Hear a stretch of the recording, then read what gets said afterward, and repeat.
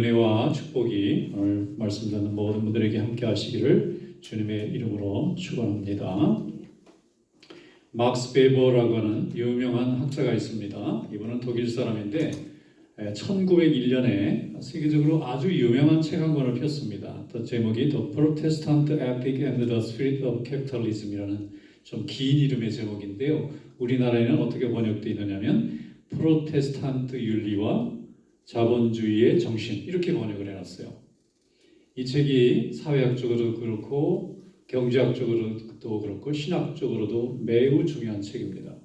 이 책이 미치는 영향 때문에 지금 이 시대에 굉장히 많은 자본주의와 또 이렇게 전체적인 세계적인 환경이 만들어졌다. 어떻게 보면 이분이 만들었다기보다는 그런 현상을 잘 설명해줬다, 이렇게 볼 수가 있어요. 이분이 기독교, 특별히 로마 캐톨릭 교회가 아니고 개신교회.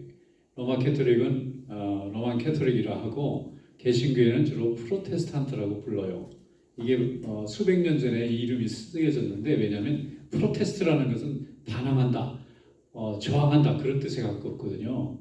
그런데 이 사람들이 뭐에 대한 저항을 했느냐면 기독교가 하나님의 말씀에서 벗어난 로마 카톨릭의 중세의 잘못된 기독교.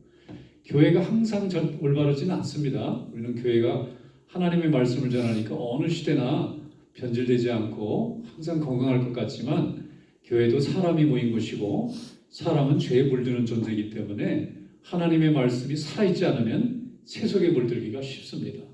그래서 로마 캐톨릭 교회가 1000년이 넘는 기간 동안 말씀을 전하다 보니까 말씀은 온데간되었고 전통이나 미신이나 또는 사람들의 생각으로 세속화되어 버려요.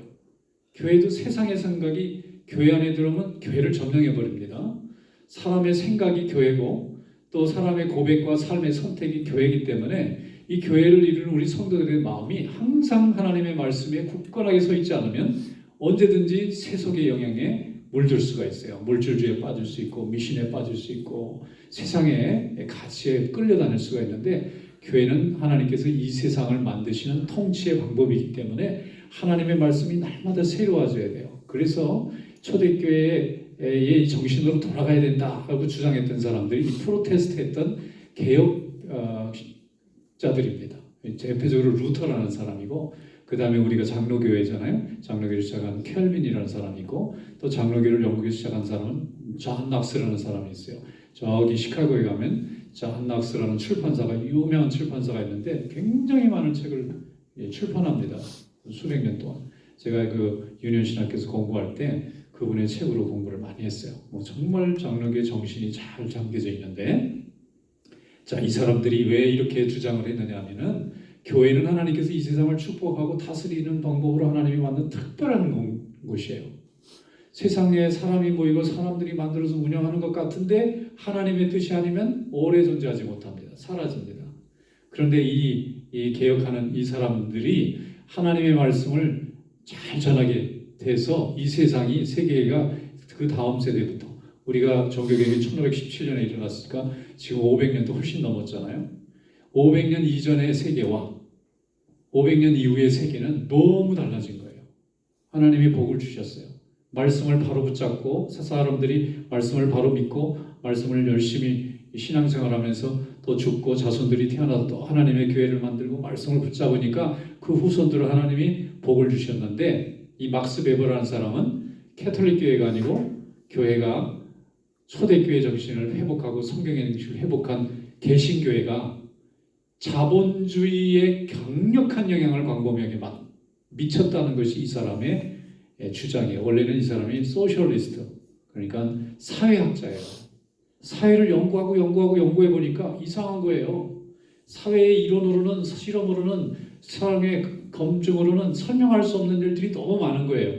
이게 어디서 왔나 생각하니까 성경에서 왔는데, 성경도 로마 캐톨릭의 그냥 엉망이 돼버린, 교리로 다 빠져버리고 생명력은 사라져버리고 조직만 남은 그런 교회가 아니고, 하나님의 말씀을 붙잡고 성령의 역사가 일어나고 있는 개신교회가 이 세계의 자본주의 형성에 엄청난 영향을 미쳤다고 결론을 내린 겁니다. 기회가 있으면 한번 사서 읽어보시면 좋을 것 같아요.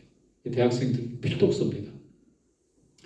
그런데 무슨 얘기냐면 고대 중세의 이 중세 시대에 살았던 특히 유럽 사람들은 돈을 멸시했어요. 그 돈놀이 하는 거 싫어했어요. 성경에도 그렇게 돼 있잖아요. 돈을 너무 사랑하지 마라. 그러니까 이걸 어떻게 오해를 했느냐면 돈을 잘 사용하라고 하라는 말씀으로 듣지 않고 돈을 아예 안 만지셔야 된다고 생각한 거예요. 잘못 가르친 거죠. 그래서 돈을 만지는 사람들은 나쁜 사람, 돈을 만지는 사람 더러운 사람, 돈을 밝히는 사람 이렇게 자꾸 미워하는 거예요. 우리 돈 없이 살 수 없잖아요. 뭐 고대에는 화폐가 없고 그냥 물건이 왔다 갔다 하고 그런 시대여서 그런지 돈이라는 가치를 만든 것도 막 악마화하고 막 이런 시대도 있었어요. 그러다 보니까 사람들이 돈을 안 만지고 싶어 하니까 누굴 시켰냐면 유대인들을 시키는 거예요. 유대인들은 핍박받고 멸시받고 나라도 없고 사람들이 막 이 머리는 돈을 잘 버는 사람들이니까 너희들이 그러니까 이 사람들이 유대인들이 나중에 유럽의 사람들을 전부 돈을 안 만지고 유대인들만 니들이 만져 더러운 거니까 그래서 유대인을 막 더럽게 생각하고 막 핍박하고 그러다 보니까 전 세계에 돈 만지는 사람 유대인을 찾아가야 돈이 있는 거예요. 이 사람들이 다 뱅크를 하고 앉아있고 그래서 나중에는 거부가 되고 이래가지고 이 새로운 시대에 자본을 형성하는 중요한 그 민족이 되지 않습니까? 그게 괜히 그런 게 아니라 그런 배경 때문에 그렇게 된 거예요. 그런데 개혁 신학자들이 루터나 켈빈이나 쯔빙글리나 아니면 잔 막스나 이런 유럽의 말씀으로 깨은 종들이 지금 다 이제 역사 속에나 있는 이름이 됐지만 이분들이 성경을 열심히 읽어보니까 예수님이 돈을 미워하라고 말씀하신 적이 없어요. 돈을 사랑하지 말아고 그리는 거죠. 하나님보다 더 사랑하지 마라. 왜냐하면 돈의 영향력이 너무 강하니까 돈 없이 살 수 없잖아요.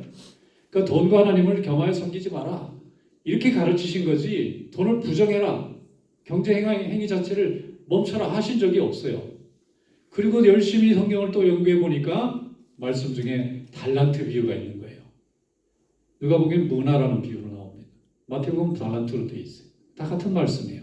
뭐라고 되어 있느냐면 선한 청지기 같이 하나님이 주신 5달란트, 2달란트를 열심히 만들어서 배의 문을 맡겨서 주인을 기쁘시게 하라는 거예요. 좋은 목적을 위해서 열심히 부지런하게 저축하고 아끼고 낭비하고 이런 데 쓰지 말고 알뜰하게 돈을 모아가지고 작은 거라도 잘 저축해서 그걸 잘 불려가지고 좋은 목적을 위해서 쓰라는 거예요. 예수님의 말씀은 좋은 목적으로 쓰라는 말이지 그걸 나쁜 목적으로 써서 방탕하고 그 다음에 죄 짓고 그 다음에 게으르고 이런 데 그러니까 돈을 허비하지 말라는 거죠. 허비라는 게 뭐죠? 무가치한 데 써버리는 거죠. 그러면 좋은 데 쓰는 건요 굉장히 중요한 거죠. 좋은 목적에 쓰는 거니까. 그래서 이 종교개혁자들이 돈을 열심히 벌어서 저축하십시오. 그 돈을 가지고 선한 목적에 쓰십시오. 절대로 낭비하거나 아니면 악한 일에 쓰지 마십시오. 이게 하나님의 뜻입니다. 그랬더니 사람들이 돈에 대한 가치가 확 달라졌어요. 그러고 보니까 돈은 다 유대인들이 들고 있는 거예요. 아니다. 이제부터 우리가 써야 된다. 우리가 벌어야 된다. 우리가 뱅크도 만들고 우리가 투자도 하고 거기에 서로 계약을 해서 속이거나 빼앗지 말고 서로 약속한 대로 정확하게 이윤을 나눠주고 이렇게 해서 자본주의가 생겼다는 거예요. 그래서 이 세상이 자본이 모이니까 이것도 하나님이 주신 이 이성을 통해서 주신 하나의 선물 같은 거거든요. 이거 부정할 일이 아니라는 거예요. 어떤 사람은 뭐 배운 게 막 나쁘다고 그러는데 왜 배운 게 나쁩니까? 배운 게 좋은 거죠. 배운 걸 가지고 과시하거나 악한 짓에 쓰니까 나쁜 거죠. 좋은 학교 나온 사람 다 나빠지나요? 좋은 그 지식을 가지고 좋은 일에 쓰라는 거죠. 그런데 좋은 공부를 해놓고 나쁜 사람들이 있어요. 나쁜 일에 쓰니까 다른 사람을 고통을 주죠. 그러니까 많이 배워서 필요 없다 그러는데 아니죠. 많이 배워야 되겠죠. 그런데 배우되 그 배움의 지식을 가지고 자신만을 위해서 쓰지 말고 다른 사람도 함께 건강하고 복되게 쓰도록 그렇게 하라는 게 하나님의 말씀이에요. 하나님은 이 세상에 어느 쪽 변에 쓰거나 이런 법이 없어요. 다 어느 쪽이든지 하나님의 말씀이 필요하죠. 그래서 그 일로 인해서 지금 이렇게 자본주의가 기독교 때문에 자본주의가 발전하고 자본주의가 발전하니까 세계화되고 그래서 자유롭게 무역을 하게 되고 자본이 자꾸 움직이니까 기술이 발전하게 되고 기술이 발전하니까 사람들에게 유익한 모든 물자들이 자꾸 만들어지고 그래서 사람들이 물자를 만들어내니까 과거에는 왕이나 힘 있는 사람이나 중요했는데 지금은 아무리 보잘것없는 사람도 그 사람의 기술이나 방식이나 이런 것이 유통이나 개발에 다 필요한 거예요. 인권이 발전하고 사람 한 사람의 가치가 중요하게 되더라 하는 막스 베버의 주장입니다. 제 주장이 아니고 훌륭한 학자들은 남이 못 보는 걸 잘 보는 경향이 있어요. 그래서 좀 그런 사람들 책도 좀 읽어보면 도움이 될 때가 있는데 이 사람이 기독교에 특히 개신교에 이 사회를 형성한 중요. 그래서 개신교에서 이 켈빈이 만드는 스위스에서 만든 이 민주주의, 공화주의 이런 것들이 지금 각 나라에서 지금 아무리 대단해도 왕도 필요 없잖아요. 다 이렇게 선출해서 대통령이나 수상을 뽑거나 또 때가 되면 임기도 갈아가면서 쓰고 이게 다 어디서 나온 겁니까? 개신교회가 처음 중세 시대의 왕 중심으로 귀족 중심으로 살던 그 시대 사람들이 무지하고 하나님의 말씀을 잘못 이해하고 그러니까 그걸 새롭게 만드는데 기독교 같이 이 세계 역사에 기여한 이런 사상과 철학과 가르침이 없다는 거예요. 우리는 이미 다 알고 있는데 세상 사람들은 경험해보고서야 아는 거죠. 이미 하나님의 말씀이 가정을 살리고 사회를 살리고 역사를 살리고 인생을 살린다고 말씀해주고 있잖아요. 잘 이해만 하면. 그런데 하나님의 말씀을 제대로 이해하지 않고 인간의 관습이나 전통이나 욕망을 따르다 보면 중세교같이 돼버리는 거예요. 그런데 하나님의 말씀을 바르게 순종하고 날마다 살아 역사하시는 성령님의 조명을 받아 하나님의 말씀을 읽고 깨우치게 되면 하나님이 우리를 지혜롭게 만들고 그 지혜로운 마음이 세상을 밝게 만들고 소금처럼 하나님이 사용하실 줄로 믿습니다. 오늘 하나님 말씀 중에 이제 팔복을 우리가 함께 공부하게 되겠는데 이게 팔복의 말씀에 보면은 하나님께서 우리에게 주신 말씀의 가장 핵심 중에 핵심을 말씀해줘요. 성경이 66권이잖아요.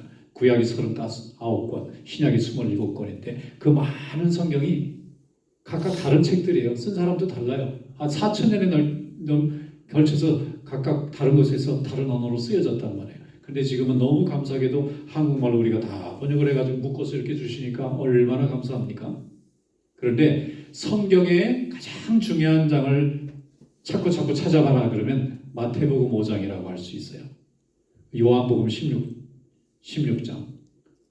그 다음에 요한복음 3장 16절. 그 절을 말한다면 요한복음 3장 16절이고 장을 말하자면 마태복음 5장에 있는 말씀인데 이 말씀을 우리는 팔복이라고 합니다.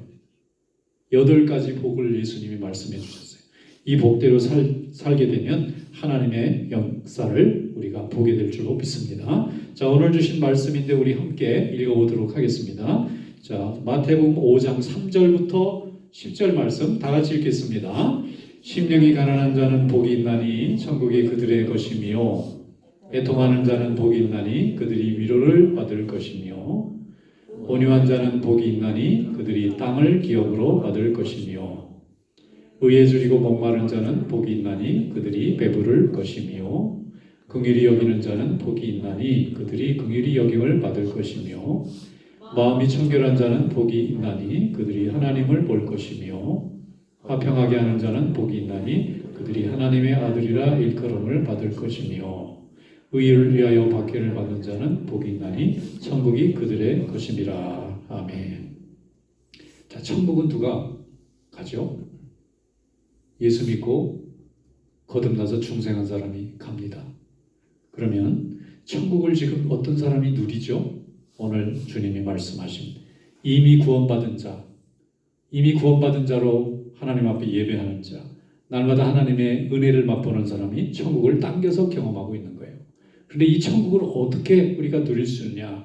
오늘 예수님께서 8가지 복을 얘기해 주셨는데 이걸 산상순이라고 말씀하시고 그 다음에 팔복이라고 말씀합니다. 자, 첫 번째는 영적으로 갈급한 사람이 천국을 맛보고 있는 거예요. 여러분 영적으로 갈급한 심령 될 수 있기를 축원합니다. 자, 말씀이 자꾸 읽고 싶어져요. 세상의 책과 유튜브 또 뭐 재미있는 영화 프로그램이 아니라 그런 거는 자꾸 머리가 아프고 복잡한데 하나님의 말씀만 읽으면 속이 시원하고 편안해진다. 이미 여러분 마음이 천국을 누리고 있는 겁니다. 할렐루야. 그리고 예배드리는 시간이 너무 좋아요. 다른 데 가는 것보다 예배드릴 때 하나님의 말씀을 들을 때 우리 심령이 위로를 받아요. 그럼 이미 여러분 가운데 천국이 임하고 있는 줄로 믿습니다. 예수님의 말씀은 복잡하고 어렵게 해석되지 않아요. 매우 쉽고 간단하고 강력하고 단순합니다. 하나님의 말씀 복잡하게 얘기한 사람은 이상한 사람인 거예요. 매우 간단하고 쉽고 예수님은 절대로 말씀을 어렵게 한 적이 없어요. 근데 거기다 사람들이 자꾸 붙여가지고 자기의 권위를 올리려고 가르치는 사람의 권위를 올리려고 진리 자체를 자꾸 어렵게 포장하니까 사람들이 어렵다고 그러는 거예요. 하나님의 말씀은 어렵지 않습니다. 매우 쉬워야 그게 정상입니다. 자, 두 번째는 애통하는 사람이 하나님 나라가 가까이 있어요. 어떤 사람이 애통합니까? 상실을 한 사람. 뭘 잃어버렸어요. 근데 잃어버린 게 다른 것으로는 대체가 안 돼요. 가족 중에 누가 돌아가시거나 아니면 누가 떠났거나 그러면 대체가 안 되잖아요. 이거는 위로가 안 돼요. 그래서 애통합니다. 고통합니다. 그런데 그 고통하는 순간에 하나님께서 함께 하세요. 왜냐하면 하나님은 우리를 지으신 분이에요. 그래서 우리가 부르짖고 우리가 고통하는 소리를 하나님은 아세요. 사람은 들을 수가 없습니다. 그러나 우리를 지으신 조물주는 우리의 고통하는 소리를 들으세요. 그래서 가까이 옵니다. 그래서 슬퍼할 때 천국이 그들의 것이며 할렐루야. 슬퍼하는 거 너무 사람들 앞에 보일 필요는 없지만 하나님 앞에서는 보이세요. 내가 슬퍼하고 있다고 고통하고 있다고 부르짖으세요. 그러면 하나님의 영이 성령께서 우리를 위로하시고 그 마음에 천국이 임하게 될 줄로 믿습니다. 인간은 견딜 수 없는 고통이지만 하나님의 위로가 있기 때문에 견뎌지는 줄로 믿습니다. 그리고 또 살림을 얻게 되는 거예요. 세 번째는 온유한 사람이 있어요. 온유하다는 것은 영어로 meek라는 말을 쓰는데 저기서 성경에 나와 있네요. 더 meek가 온유한 사람이에요. 온유한 사람은 마음이 따뜻해요. 그리고 겸손해요. 따뜻하고 겸손하고 두 개가 붙어야 온유해져요. 겸손하지도 않는데 따뜻하지도 않는데 절대 온유가 안 됩니다. 혈기가 생겨요. 공격적이 돼요. 분한 마음이 생겨요. 그런 마음속에는 온유함이 임할 수가 없어요. 온유함은 정말 하나님이 주신 특별한 선물입니다. 사람을 대하다 보면 뭔가 좀 불편한 사람이 있고 뭔가 좀 편안한 사람이 있죠. 온유해서 그래요. 여러분 온유의 축복을 받으시기를 축원합니다. 온유하면 사람들이 자꾸 곁에 붙어요. 근데 온유가 없잖아요. 자꾸 뭔지 모르게 일은 잘했어요. 실적은 좋아요. 굉장히 뭔가 결과는 많이 나타났는데 자꾸 사람들이 불편해서 자꾸 피하게 되고 멀어지게 되고 끊어지게 되고 왜 이러게 되죠? 온유가 없어서 그래요. 여러분 일 잘하는 것만큼이나 그것도 중요하잖아요. 일 잘하는 것도 책임이 따르는 거니까 온유하시기를 주님의 이름으로 축원합니다. 온유하면 사람들이 그의 친구가 되줍니다. 그가 정말 어렵고 힘들 때 도와줘요. 그리고 주변에 사람도 얻게 되고 명예도 얻게 되고 지위도 얻게 되는 줄 믿습니다. 이것이 땅을 기업으로 받을 것입니다. 이 땅이라는 건 그냥 랜드를 말하는 게 아니라 이 세상에 사는 동안 우리가 갖게 된 기업들을 말하는 거예요. 어떤 사람은 명예를 얻고 어떤 사람은 지위를 얻고 어떤 사람은 친구를 얻고 어떤 사람은 여러 가지를 얻지 않습니까? 근데 온유하지 않으면 안 얻어져요. 교만한 사람의 그릇은 꽉 차서 집어넣을 수가 없어요. 근데 온유한 사람은 비어 있습니다. 항상 자기를 비워요. 다른 사람 앞에 자기의 존재를 드러내지 않습니다. 자기가 우월하다고 과시하지도 않습니다. 그러니까 사람들이 솟아올라와 있는 마음이 아니라 안으로 깊게 파여져 있으니까 뭐든지 물도 들어가고 음식도 들어가고 뭐든지 복이 다 들어가는 거죠. 온유하시기를 주님의 이름으로 축원합니다. 그 다음에 네 번째는 의에 줄이고 목마른 사람이 있어요. 의라는 것이 뭡니까? 옳고 그름을 말해요. 선과 악을 말해요. 거짓과 참을 말해요. 근데 이게 살다 보면 내 이익 때문에 대충 외면하고 싶을 때가 있습니다. 저 사람이 분명히 잘못된 방식을 쓰고 있는데 나한테 당장 손해가 될 것 같으니까 눈 감아버리고 모르는 척 해줘요. 이건 의롭지 않은 것입니다. 의로운 사람은 거짓과 속임과 또 악한 죄를 짓고 있는 것을 내 이익 때문에 덮어놓고 따라가지 않는 것을 의롭다고 그러는 거예요. 와, 저 사람은 의의가 없어.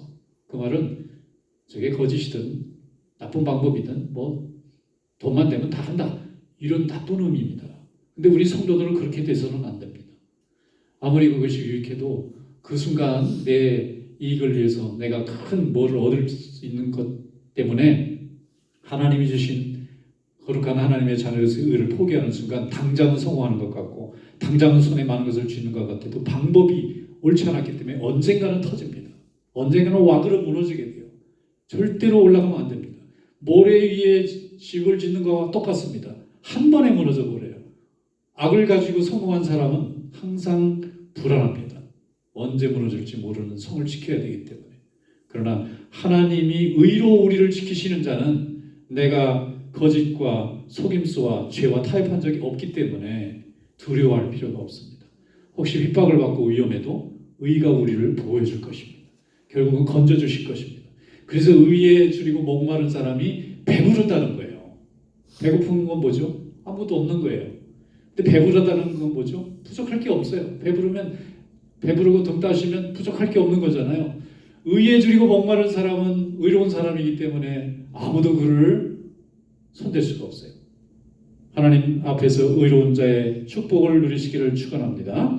그 다음에 다섯 번째는 긍휼히 여긴다는 건 불쌍하게 생각하는 줄 아는 마음이 있는 것을 말해요. 불쌍히 여기는 마음입니다. 생명을 사랑하는 마음이 있어야 불쌍히 여기는 마음이 생겨요. 잔인한 사람, 불쌍히 여김, 생명을 사랑하는 마음, 그런 게 없는 사람은 잔인해집니다. 그 방법이 남이 망가지고 고통당해도 그것이 괴로움이 나한테 안 와요. 양심이 마비되고 감성이 마비되고 공감이 망가져버린 사람이죠. 이런 사람은 긍휼히 여길 줄 모르기 때문에 긍휼히 여김을 받을 때에 여김을 받지 못합니다. 남을 도와줘 본 적도 없기 때문에 도움받지도 못해요. 여러분 하나님 앞에서 긍휼히 여기는 축복을 받으시기를 주님의 이름으로 축원합니다. 그 다음에 여섯 번째는 마음이 청결한 사람. 여섯 번째 복은 마음이 청결하다는 게 무슨 뜻이냐면 깨끗한 양심과 착한 심성을 가진 것을 말해요. 양심이 더러운 사람도 있잖아요. 마음이 지저분한 사람도 있잖아요. 그런데 하나님 앞에서 하나님 앞에 항상 깨끗하고 건강하고 또 바른 마음을 가지고 있으면 하나님께서 그를 사용하십니다. 하나님을 왜 본다는 거죠? 하나님이 나를 통해서 역사하시는 간증과 기적과 은혜를 체험한다는 말이에요. 그런데 마음이 청결하지 않은 사람은 하나님이 함께 하시지 않으니 하나님이 역사하시는 것을 볼 수가 없는 것이죠. 여러분 마음이 깨끗한 자로 하나님 앞에 은혜 받는 성도 되시기를 축원합니다. 자, 일곱 번째는 화평하게 하는 자는 싸움 잘 말리는 사람. 그 다음에 평화를 가져다 주는 사람. 다툴 일인데 안 다투고 화해하게 만들어줘요. 그러면 이 사람도 살고 저 사람도 살죠. 그런데 끝까지 승패로 가면 하나는 사라지게 되고 하나만 남게 되는데 남은 사람도 상처뿐인 영광이잖아요. 함께 하나님 앞에서 서로 멈추고 평화롭게 살기를 위해서 애쓰는 사람이 있어요. 이 화해를 잘 시키는 사람도 이거 굉장히 은사예요. 보니까 이렇게 중매 잘하는 사람도 은사더라고요.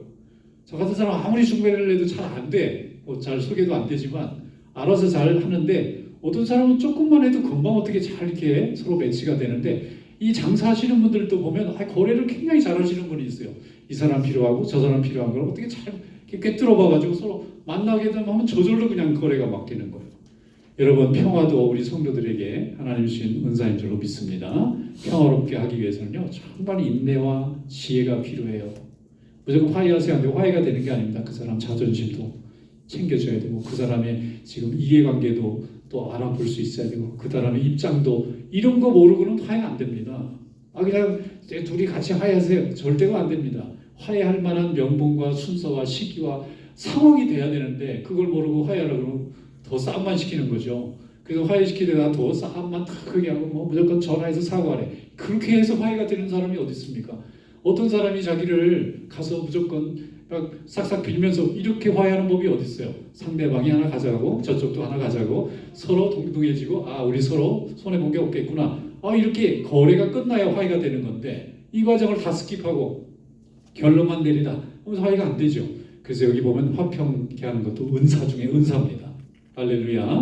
여러분 우리 성도들이 화평케 하는 은사를 사모해서 주변의 모든 이들이 다 이렇게 하나 되어서 평안을 누릴 수 있도록 하나님 은혜 내려주시기를 축원합니다. 제가 미국에 이제 와서 살면서 한 20년 넘게 살다 보니까 순경 아저씨를 피스 오피서라는 말을 쓰더라고요. 피스 오피서 공무원인데 평화를 주는 공무원이래. 경찰을 가면 아저씨 무섭게 생겼는데 서로 막 다투는 거 싸우지 말라고 그러고 어떻게 보면 맞는 것 같아요. 이웃끼리 막 다투고 있는데 피스 오피서가 딱 순경이 나타나면 더 못 싸우잖아요. 그런 효과가 있구나. 그래서 같은 이름도 참 멋있게 지었다. 이런 생각을 해보는 거예요. 여러분 우리 성도들이 세상에서 영적으로 피스 오피서가 될 수 있기를 축원합니다. 자, 여덟 번째가 마지막 복인데요. 의를 위하여 핍박받는 사람. 이전에 성경은 핍박이라는 말로 번역했는데 persecution인데 이게 요즘은 이제 좀 개정해가지고 요즘 성경에는 박해받는 자. 그러니까 그것 때문에 마음으로 몸으로 이렇게 고통받는 사람을 말하는 거예요. 그런데 이 사람들은 복이 있대요. 왜냐하면 천국이 이들의 것이라는 거예요. 의를 위해서 고통을 받아야 돼요. 자기 잘못이나 욕심 때문에 고통받는 건 안 쳐줘. 의를 위해서. 의라는 건 뭐죠? 나 혼자의 삶이 아니라 모든 사람이 다 평안하고 모든 사람이 다 살 길을 열기 위해서 내가 희생을 당했어요. 이 사람은 의인이죠. 그 세상에서도 다른 사람을 위해서 자기 목숨을 거는 사람을 의인이라고 말하잖아요. 성경에서도 하나님께서 의인이라고 말하는데 의인 중에 의인은 누구십니까? 우리 예수 그리스도시잖아요. 십자가에 오르셔서 온 만민의 심판을 다 물리쳐 주시고 다 사하여 주시고 스스로 제물 되셔서 모든 인간에게 영원한 생명과 구원의 길을 열어주신 참 의인 중에 의인 우리 예수님이신 줄로 믿습니다. 그래서 우리 성도들은 예수님의 길을 따라 주님의 가르침을 따라가는 사람이니까 의로운 자로 살기로 하나님 앞에 결단하고 따라가고 사모하는 성도가 될 수 있기를 주님의 이름으로 축원합니다. 자, 예수님이 산에 오르셔서 마태복음 5장에 8가지 복을 말씀해 주셨는데 이것은 무슨 소유가 아니잖아요. 성품 같은 거잖아요. 이것은 하나의 존재고 그 다음에 상태입니다. 성도로서의 상태를 말하는 거예요. 주고받는 것이 아니라 내가 그런 마음을 갖고 그런 심령을 받고 그런 은사를 받는 거예요. 여러분 8가지 하나님의 귀한 축복을 받는 우리 성도들 될 수 있기를 주님의 이름으로 축원합니다. 누가복음 18장 29절로 30절에 하나님의 나라를 위하여 집이나 가족을 버린 자는 현세 배로 받고 여러 배로 받고 내세 영생을 받지 못할 자가 없느니라. 이거 뭐 버린다는 뜻이라기보다는 의로운 일을 위해서 평화를 위해서 또 하나님의 은혜를 위해서 또 애통하는 자를 위로하기 위해서 나를 좀 희생하고 손해본 사람 하나님이 살아있는 동안에 여러 배로 갚아주시고 영생도 허락해 주실 줄로 믿습니다. 제가 안양에서 목회를 했는데 많은 이제 성도들이 거기서 한 10년 이렇게 성도들하고 참 사랑을 나누면서 제가 그때 나이가 뭐 이제 20대였으니까 20대 30대 보냈으니까 거기 성도들도 교회도 굉장히 사랑이 많은 교회였는데 제가 기억이 나는 집사님이 한 분이 있어요. 지금 세상 떠나서 안 계십니다. 그땐 제가 20, 30대였으니까 그때 연세가 좀 드셨으니까 뭐 100세 훨씬 넘으셨겠죠 지금. 그런데 이제 돌아가셨으니까 한 번은 부흥회를 하는데 구흥사 목사님이 오셔가지고 이 말씀을 전하신 거예요. 말씀을 여러분 하나님 앞에 여러분의 가장 귀한 걸 바치면 하나님이 여러분 사는 동안에도 복을 주시고 후후에도 후손들에게 복을 주십니다. 되게 간단한 얘기잖아요. 이 얘기 한마디로 하시려고 뭐 온갖 간증도 하고 성경의 말씀도 설명하고 한참 했는데 집사님 한 분이 평촌에 사셨는데 그때 제가 있을 때 평촌은 완전히 그냥 비닐하우스였어요. 지금은 뭐 30만 명, 50만 명이 사는 거대 도시가 됐지만 그때는 그 관악산 이쪽으로 터널도 없었어요. 돌아가려면 남태령으로 해가지고 저 사당동으로 해서 돌아가서 서울대 앞에 이렇게 빙 돌아가려면 1시간 넘게 돌아가야 되는데 지금 뭐 10분이면 통과하더라고요. 근데 그때만 해도 거기는 완전히 그냥 호박밭만 있는 거기에 아주 가난한 집이 살고 계셨는데 그 집사님이세요.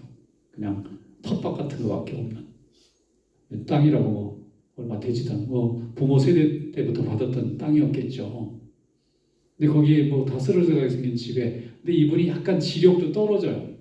평범한 분이 아니라 약간 뭐 아주 지능이 떨어지는 분은 아니지만 얘기하다 보면 아 이분이 조금 정상이 아니시구나 이게 상대방이 느낄 정도로 그냥 어린아이 같은 분이에요. 근데 믿음이 좋으신 거예요. 이분이 아내하고 자녀들이 있는데 가난하게 사는 집이야. 근데 부흥에 오신 목사님이 여러분 하나님 앞에 제일 좋은 걸 주면 하나님이 여러분 자식들에게 복을 줍니다 했더니 이분이 은혜를 받으신 거예요. 그 다음날 집에 있는 땅 문서를 가지고 헌금을 내버렸어요.